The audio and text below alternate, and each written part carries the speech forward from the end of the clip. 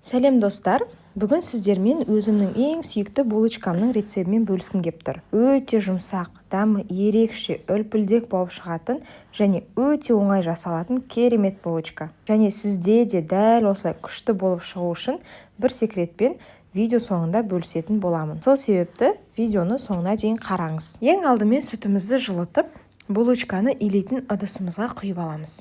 Артынан аштығымызды, қантымызды қосып, венчикпен араластырып аламыз. Енді бір жұмыртқа және бір жұмыртқаның сарысын қосып, тағы да араластырып аламыз. Енді міндетті түрде електен өткізілген ұнымызды бірден емес, осылай жайлап қосып, қасықпен немесе венчикпен араластырамыз. Содан кейін қолымызбен илейміз. Ұнымыз 90% араласқан кезде бөлме температурасында тұрған жұмсақ сары майымызды қосып, тағы қолмен илейміз. Май қосқан жерімде видеом қосылмай қалыпты, өкінішке орай. Сол себепті кешіріп қойыңыздар. Осылай майымыз толық қамырымызға араласқан кезде өте жұмсақ, нәзік, қолға қатты жабыспайтын, әдемі қамыр болып шығады. Қамырымызды холодильникке 8 сағатқа қалдырып қоямыз.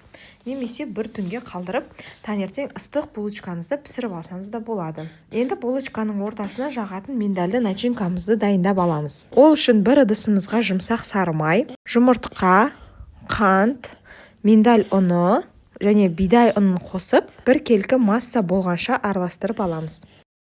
Міне осындай масса болып шығады. Енді блендер ыдысына миндаль орехын майдалап измельчать етіп аламыз да, массамызға қосып, араластырып аламыз. Қамырды қолданбас бұрын, 1-2 сағат бұрын бөлме температурасында жылынуға холодильниктен шығарып қоямыз. Міне қамырымыз 2 есе көтерілді. Енді дастарханға немесе тақтайға ұн сеуіп, қамырды түсіріп аламыз.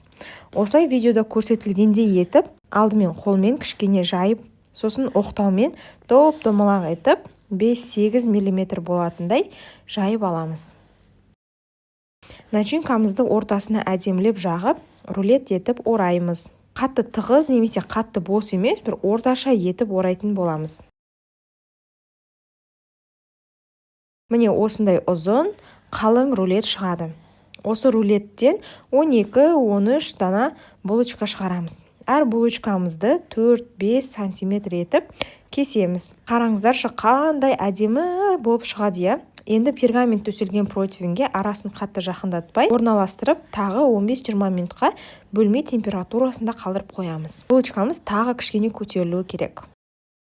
Аталған уақыт өткен соң, жұмыртқаның сарысын бетіне, шет-шетіне жағып аламыз. Мен бетіне миндаль слайстарын сеуіп шықтым. Сіздер өз қалауларыңызша сеппесеңіздер де болады. Енді алдын ала 180 градуста қызып тұрған пешімізде 15-20 минут беті қызарғанша пісіріп аламыз.